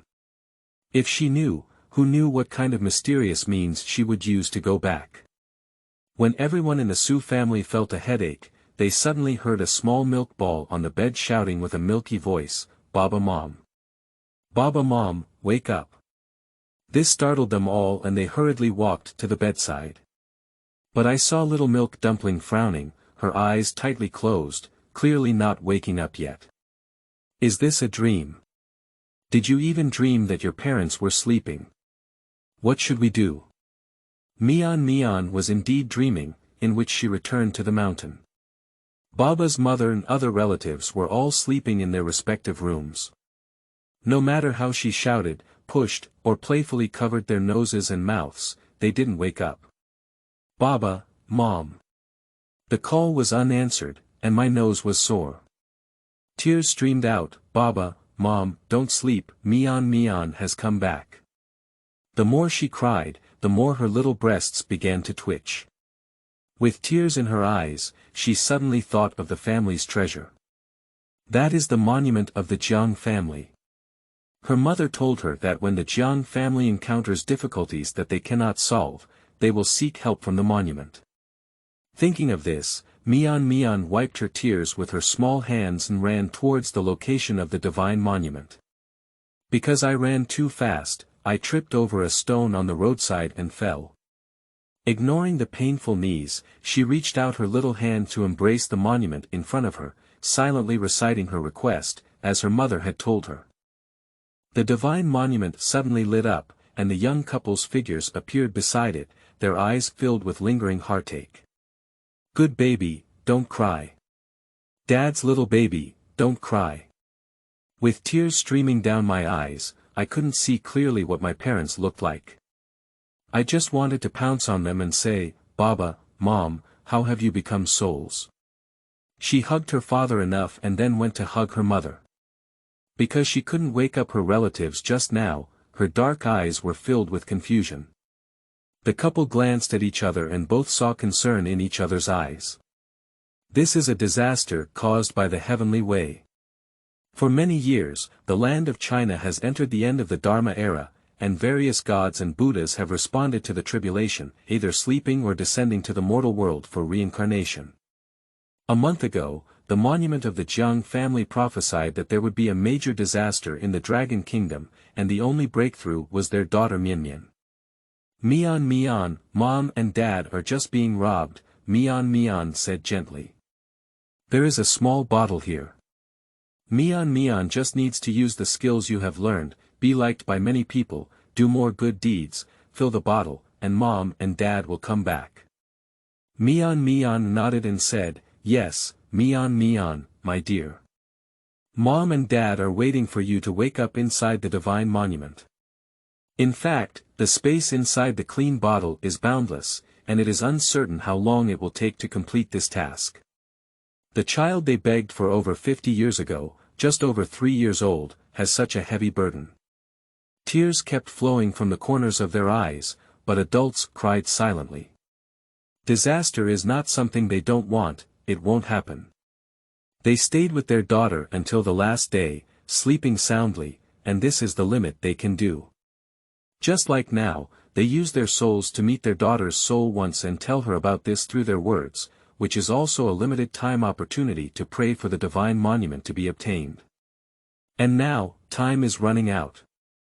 The couple chattered incessantly. Mian must be obedient and not too capricious at his eldest nephew's house. The mountain will be temporarily closed, and you don't have to come back to see your parents, you know. It's okay if Mom and Dad fall asleep. Mianbao, don't always think about this. You must be happy. A gentle instruction was right beside my ear, shaking my head and crying, "No, don't be happy. I want my parents to wake up. Don't listen, just listen to your parents' words." But her shouting failed to persuade her parents, leaving only the clean bottle in her little hand, cold and icy. Continuously crying and shouting, waking up from sleep. She lay there dumbfounded for a while, and the corners of her eyes, which had been crying for a long time, were still bright red. Is that a dream, right? She had nightmares before, and her parents told her that she couldn't believe the things in her dreams. As long as you go home, you can definitely see Mom Baba. Gently clenching her small fist, she carefully twisted her body to the bedside. A white porcelain bottle was squeezed out of the quilt, which was exactly the same as the one in the dream. Just now, I comforted myself that as soon as I got home, I could see my mother's little milk ball sitting by the bed, staring blankly at the porcelain bottle. When the reaction came, tears flowed down again. Mrs. Su slept soundly. Previously, wearing the Buddha bead bracelet, the old man had several days of nightmares and was already not in good spirits. Now there is a jade bracelet bonus given by Mian. I originally wanted to take care of Mian, but I unknowingly fell asleep. However, subconsciously, Mrs. Su still remembered a small lump of milk on the bed that needed to be taken care of. She reached out and felt it empty before waking up. The room was already dimly lit, and a small figure in pajamas sat motionless by the bed. Mrs. Su secretly blamed herself for sleeping and cautiously approached Mian. At first glance, little milk Tuanzi's big eyes were red, like little rabbits.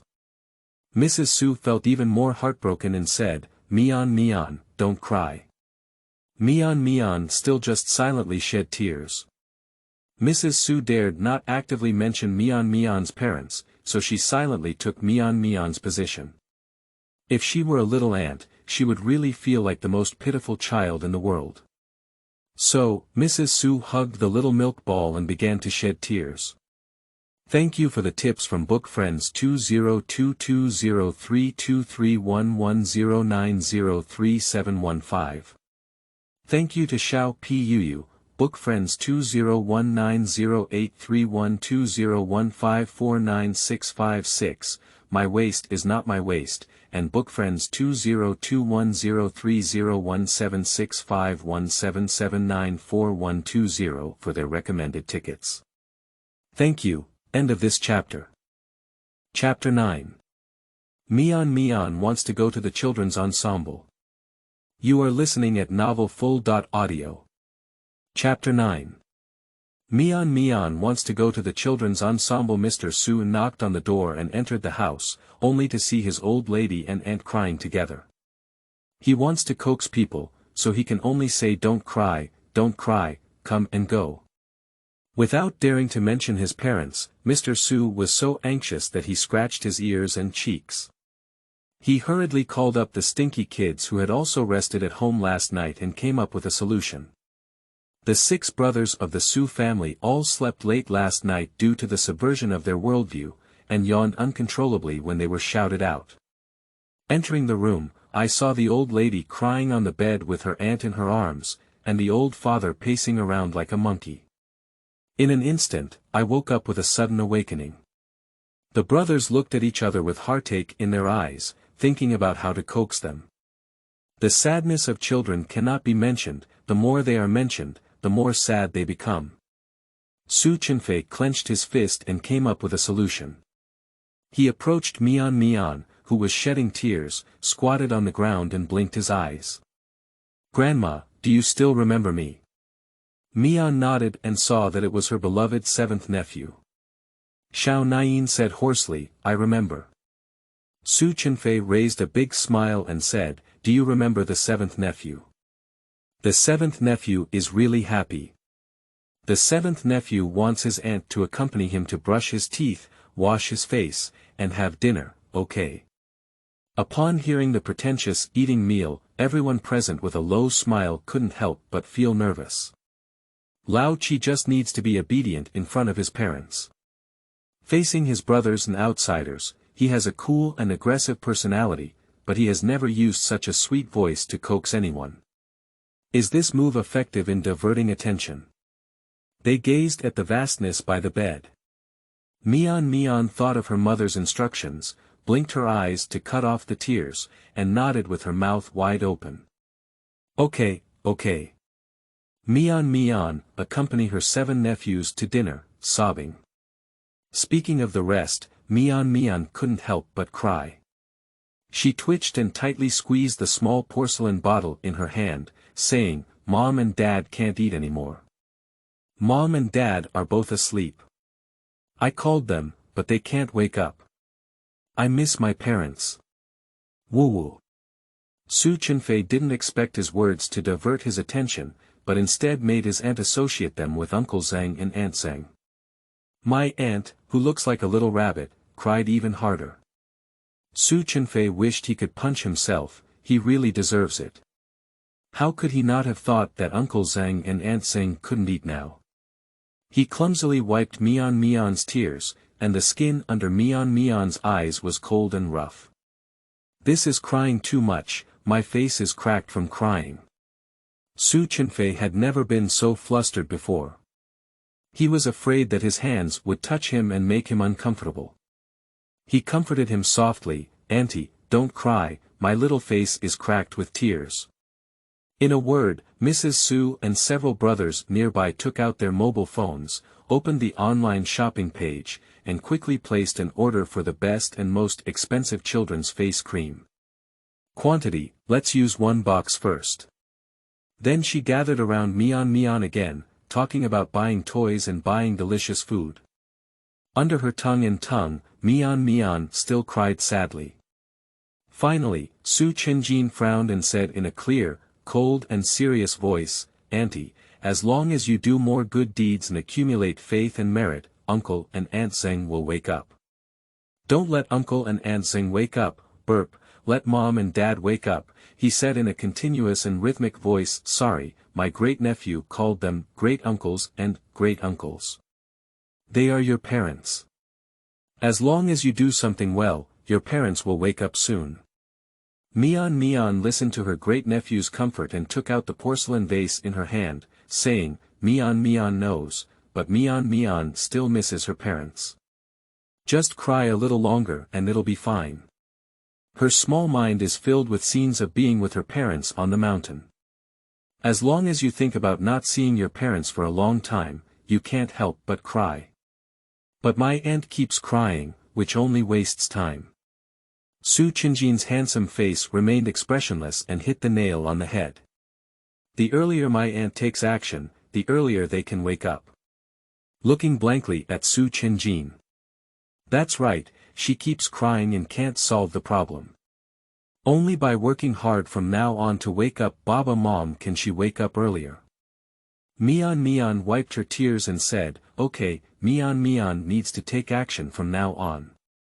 She needs to seriously divine for herself and her family and see what to do. Big nephew, can you lend your turtle to Mian for use? Yesterday, while helping to catch ghosts, Mian saw a big turtle in the yard. Copper coins for fortune-telling are actually also possible. Her small bag contains copper coins. But my mother once said that turtles are relatives of the 4 innate spirits Xuanwu, and using turtles to help with divination is the most accurate. Mr. Su nodded and said, okay. The servant put the turtle in a basin and brought it to the room. Mian squatted by the basin, with red eyes and a milky voice, talking to the turtle. Hello turtle, Mian would like to ask for your help with divination. After calculating, will we divide the meat for you to eat? The Su family watched as little milk Tuanzi and the turtle were talking, with a very serious expression on their faces. They didn't want to disturb them and just stared intently. Mian asked the turtle, then looked up and asked Mr. Su awkwardly. The turtle said it wants to eat big shrimp later, the kind that lives. Is that okay, big nephew? Before Mr. Su could answer, Su Chenfei had already said, eat it, feed it big ones, I'll place an order to buy it now. When the words came down, old Master Su gave me a roasted chestnuts in sugar-coated heated sand with sugar. Su Chenfei was beaten by his father, with his head covered and his face full of grievances. Isn't it because he was so happy to see his sister-in-law finally getting better that he forgot that she was calling out to his father? It's understandable. With the consent, he calmly and confidently took the turtle out of the water. The turtle retracted its hands and feet into its shell, dripping water from its body. After a while, the water dripped almost completely and gently through the turtle towards the ground. The turtle flipped dozens of times in the air and landed safely on the thick children's carpet. It poked its head out, swaying as if it had gone dizzy, but unexpectedly crawled up to Su Chenfei and stopped. Mian saw the turtle stop, looked at the posture of the turtle lying on the ground, and stared at Su Chenfei with big eyes. Su Chenfei was stunned and said, "What's wrong, Auntie?" Mian carefully looked at the turtle again before answering Su Chenfei. The turtle helped Mian calculate. Mian can save her parents by following you. Do you need Mian's help with something? Su Chenfei thought about the matter of Huazong and nodded, "Yes, I want to invite my sister-in-law and grandmother to join me on Huazong, a week from now." As soon as these words were spoken, the other brothers of the Su family glared angrily at Su Chenfei. "What the hell is going on? My sister-in-law hasn't been staying at home for a few days yet, so she's going to the nursery with Su Chenfei. What a cheap old seven. What is Huazong?" Upon hearing Mian's question, the family looked at Mian again and explained the matter of Huazong to her in various ways. Mian nodded and said, "Then Mian wants to go. Mian will try her best to perform well.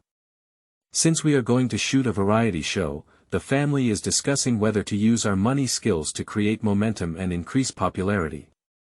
However, the boss Su Chenjin said, "If we use money to pile it up, it may actually make the audience dislike us.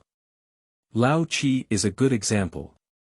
Since there is a saying of merit, if we like the existence of our little aunt, we are not ordinary people anymore." Su Chenfei was hacked by people online. At first, they also wanted to operate, but at first it was okay, but later it started to backfire. Netizens say that the Su family relies on their financial ability to bully others, deliberately marketing, and even if they provide evidence, no one believes it. They say that the world is full of money. In the long run, Su Chenfei said forget it, and marketing is useless. Everyone's stereotypes are too severe, they just feel like there is a dark side to everything. If they handle their sister-in-law affairs in the same way now and are still being backfired, causing damage to their image, wouldn't that in turn implicate them? After all, it is not these ordinary people who calculate the number of people who like their sister-in-law and their merits, but perhaps immortals. Everyone heard it and felt it made sense. If we use the same tactics in the entertainment industry to make our aunts and grandmothers become the kind of children that capitalists promote online, it may backfire. So in the end, the Su family decided to act as down-to-earth as possible in the future and not rely too much on their financial ability. Make a good plan, and the plan becomes to first coordinate with Huazong, and then provide special training for Su Chenfei, striving to make the seventh young master of the Su family who does not touch the spring water with 10 fingers connect with the local atmosphere, so that Su Chenfei cannot drag down the younger elders. The name of Huazong is Cute Was Daily Life. The director received a phone call from Su Chenfei, saying that he wanted to bring a little girl to the program recording, which immediately excited him. Quickly, prepare the publicity team to announce Su Chenfei's group first, emphasizing that he is bringing a 3.5-year-old girl on the show. In less than half an hour, the publicity team who worked overtime posted this news on the official blog. The official blog was instantly overwhelmed. Su Chenfei takes a 3-year-old girl. Is it an illegitimate daughter? I'm speechless. The previous incident of hammering Su Chenfei's underage sexual behavior must be true. Su Dandy is really shameless. The little sister also said that Su Wandu was with many women at the same time, it must be true. Not long after, the entry for #Su Chenfei's illegitimate daughter hashtag on Weibo was topped out, instantly making it onto the Weibo hot search list. On that day, while learning how to braid a little girl, Su Chenfei, who was struggling with his studies, received a call from his good brother Qin Tao. Didn't you say you brought a nephew to the show? How did you bring a girl? Is it possible that you really have an illegitimate daughter? Isn't that good? You'll be even more criticized by people. The concern of his good brother made Su Chenfei feel relieved. He glanced at Mian who was reading a painting book next to him and said proudly, "It's okay, buddy. We'll discuss the specific situation in a few days." Don't worry, it's really okay. On the other end of the phone, Kowtow furrowed his brow as he listened to Su Chenfei's cheerful voice. What's wrong with Su Chenfei? He originally thought that Su Chenfei would be hit hard by online insults, and wanted to comfort and prevent Su Chenfei from falling out of the circle in anger. Su Chenfei absolutely cannot withdraw from the circle. If he does, he will be in trouble. But how could Su Chenfei's condition be so good? Kowtow was puzzled and turned the red bead bracelet in his hand, saying softly, "Okay, I can rest assured that you are in such good condition. This episode is a live broadcast, so be sure to pay attention."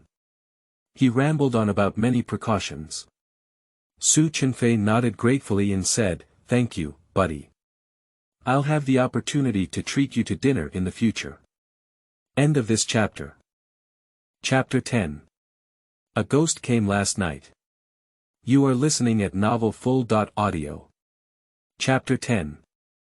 A Ghost Came Last Night. The highlight of The Daily Life of Cute Babies is the contrast between the small milk groups in different environments, encountering different events, and responding differently to adults. Cute children have different personalities and diverse ideas. In the previous episode, the audience couldn't help but burst into laughter as they watched. In the previous episode of the program, there were many loyal fans who only watched variety shows. These fans have already learned about the adult guests of the program and are preparing to start a live broadcast to find their favorite cute children, and in the future, they will be dedicated to watching. However, these variety show fans who only watch variety shows and do not pursue celebrities are annoyed by the content on the barrage.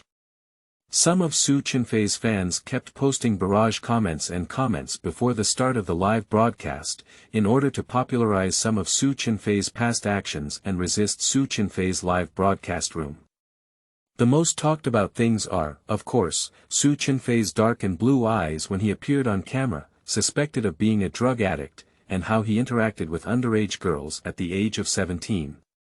And he also pointed out Su Chenfei's black history and organized Weibo, asking people to watch it, and emphasized that Su Chenfei and the little girl who participated in the program were Su Chenfei's illegitimate daughter. It's so annoying, the protagonist of the program, Cute Baby, is a child. What's the matter with adults? Toxic, right? If Su Chenfei really had a problem, the police would have arrested him long ago. Is what you said useful? The police didn't arrest him because he was the son of the richest family. Hee, money can only make ghosts grind. Before the program even started, there was an argument on the barrage. It was not until 8 o'clock that the noise subsided due to the diversion in the live broadcast room. This episode of Cute Kids also features 5 pairs of adult and child guests, and filming starts from the morning when the guests are not awake. Even though it is divided into 5 small screens, when the luxury of Su Family Manor appears on the screen, many other artists' fans involuntarily enter Su Chenfei's live broadcast room. The lawn and backyard of a football field are comparable, with a garden full of roses and a castle-like dream mansion. The rotating stairs and modern elevators in the inner house are perfectly combined. Help, is this the living environment of the richest family? In a daze, I felt like I had come to some national-level park, such a big garden, how beautiful it is. After playing the entire environment of the Su family, the camera advanced to the top floor. Passing through one European-style door after another, a room with pink patterns is particularly prominent. Without a doubt, this is definitely a room prepared for the little girl. Push open the door, and the live camera moves forward. After walking for a long time, I saw the pink lace princess bed in front of the French window. Is this the children's room for wealthy people? Moo moo. Help, it took 2 minutes to walk to the bedside. Unlike me, it's only 2 steps away from entering the door. At this moment, 2 people are sleeping in bed, one big and one small, wearing the same style of strawberry bear short-sleeved pajamas. The big one is naturally Su Chenfei, while the small one is a cute girl with a small face like a red apple. Both of them were sleeping on all fours, without even feeling anyone enter the room. Seeing the protagonist in this live broadcast room, the barrage immediately turned into criticism. Laughing to death, Chin Tao and his brother in the neighboring live broadcast room have already started running in the morning. Why are they still sleeping here? Su Wandu is truly a dandy. He definitely sleeps until 10 o'clock every day before getting up, right? Although he debuted at the same time, our Tauga has already become an actor and is working so hard to maintain his figure. Su Chenfei is lazy like this. There is no reason for him to be lazy. I heard that Su Chenfei was able to appear in Cute Baby thanks to Tao Ji's help. It was a waste, and the mud couldn't help the wall. Chin Tao and Su Chenfei are good brothers. Chin Tao likes to take Su Chenfei with him in various things, so now the program team has also placed Chin Tao and Su Chenfei's live broadcast windows side by side. On one side of the screen, Su Chenfei and the little girl were sleeping soundly, unaware of the start of the recording and lacking a sense of time. On the other hand, Chin Tao took his younger brother for a run and slowed down his pace for him. The scene was sunny and full of positive energy. The comparison can be said to be very obvious. The Su family gathered in the audio-visual hall to watch the live broadcast, and when they saw the barrage, their teeth were itching with anger. It's okay to say that Su Chenfei got up late. Su Chenfei said he wanted to get up early, but he hasn't gotten up yet. It should be said. But when it comes to his aunt, how can this be done? Immediately, Mr. Su took out his phone and posted a barrage using his already registered account. Auntie is the best. What's the problem with children getting up late? But this one was soon drowned out by everyone's barrage, unable to stir up any splashes of water. Among a bunch of criticisms, there are also sporadic positive reviews from variety show fans. This little girl looks so cute, and Su Chenfei looks so handsome. I've decided to stay here because of my attractive appearance. Haha, why did Su Chenfei pout and smash his mouth while sleeping, making me laugh so hard? Earlier, didn't it mean that Su Chenfei had dark circles under his eyes when he first appeared on camera, with a look of drug use and excessive indulgence? Why does Su Chenfei look so healthy in the camera? On the screen, Mrs. Su's voice could be heard at this moment. Old 7, wake up, the program is starting. Joked, if it weren't for old 7 insisting on sleeping with his sister. In law, how could old 7 have slept until now? Aren't you afraid to come in and call Laoqi, waking up my sister. In law too? Mrs. Su shouted for a while, but Su Chenfei still slept like a pig. Her long eyelashes trembled and she slowly opened her eyes. Seeing Mrs. Su, she smiled sweetly and said, "Good morning, niece and daughter. In law." In the sweet and creamy voice, there is still a feeling of drowsiness that hasn't woken up yet. Madame Su has been so adorable. Oh, why is her sister. In law so cute? I had originally imagined doing what I had become accustomed to these past few days, holding on to Mian in my arms, but now that I am live streaming, I still hold back and gently remind myself, Auntie, filming has started. Mian Xiaoshu rubbed her eyes and sat up from the bed, whispering, I'm up now. She looked at the pitch-black camera and thought of the training these past few days. She waved her paws and said, "Good morning everyone, my name is Su Mian." In the camera, the cute little girl has a baby fat face and a sweet smile on her lips. The soft and long hair on the shoulders, due to sleeping all night, curled up a small silly hair, making the whole person look incredibly soft and cute. Ah, this child is really cute. How do I feel a bit strange? Is this child calling Su Chenfei's mother calling her niece and daughter. In law? Speaking is Su Chenfei's mother, right? Su Chenfei's mother calls this child Xiaogu. But she calls herself Mian. Are they two names? The barrage of crazy black Su Chenfei stopped due to the mutual address between Mrs. Su and Mian, and everyone guessed whether these two titles were what they had in mind. Mian had already put on her small slippers by this time. Mrs. Su got up when she saw Mian, and Su Chenfei was still lying on the bed sleeping like a pig. She frowned and wanted to pat Su Chenfei's pouted buttocks. Before it could be filmed, it was pulled by Mian. Xiao Nai Tuanzi hugged Mrs. Su's neck and whispered, "Last night a ghost came to look for Mian, which scared her seventh nephew. Let him sleep a little longer, niece and daughter. In law. They all turned off the lights and went to sleep last night, and she also slept soundly. He fell asleep and was suddenly kicked by his seventh nephew.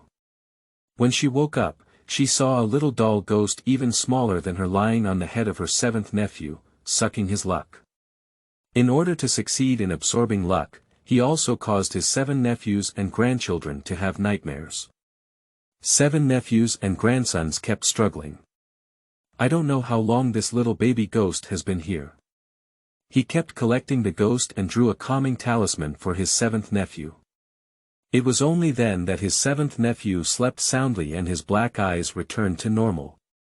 Mrs. Su was startled when she heard the continuous words. Did a ghost come over last night? No wonder old 7 swore to wake up early, but now he's still sleeping. It's understandable. She wanted to ask for details, but now it's already live streaming, so she can only hold back. Thinking of the filming schedule given by the production team, we will shoot at home before 11 o'clock. At 11 o'clock, you must board the program team's van on time and go to the airport to take a plane to the filming location. Mrs. Su crouched down and explained softly, Auntie, my niece and daughter. In law know that you feel sorry for Laoqi, but the program is important, so now we can only let him get up. After listening attentively, he nodded and said, all right, then shout out the 7 nephews and grandsons. Upon hearing Mian's agreement, Mrs. Su slapped Su Chenfei on the buttocks. Ah! This slap was so strong that Su Chenfei let out a mournful cry and sat up. The pitiful cry of a little pig was enough to show how fiercely Su Chenfei's mother was beating. The audience couldn't help but laugh out loud, including those black fans of Su Chenfei, who also posted barrage comments and a long string of ha ha ha. Hitting someone with a deadly hand is truly mother's fault. End of this chapter.